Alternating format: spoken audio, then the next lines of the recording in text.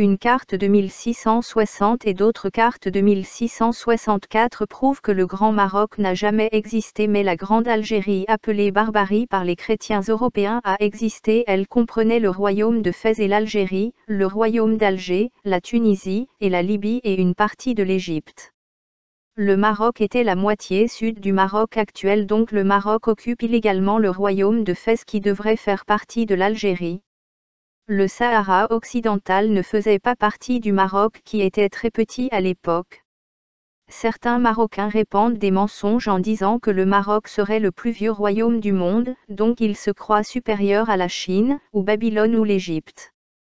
Donc selon eux bientôt ils vont nous dire que le Maroc existait avant Adam et Ève.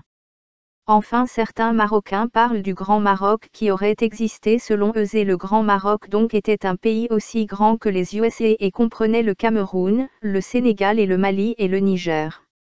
Bref, ils confondent peut-être avec le royaume de Tlemcen qui se trouve en Algérie et non au Maroc. Bref, aucune preuve des élucubrations dignes d'enfants de 3 ans.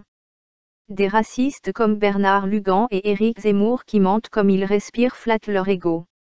Mais selon la fable Le renard et le corbeau de Jean de La Fontaine, tout flatteur vit aux dépens de celui qu'il flatte. Réfléchissez 2 secondes, si le Maroc était un vieux pays, pourquoi les Marocains sont moins nombreux que les Chinois? D'un point de vue mathématique et statistique, l'Inde et la Chine sont probablement plus vieux que le Maroc ou que l'Europe.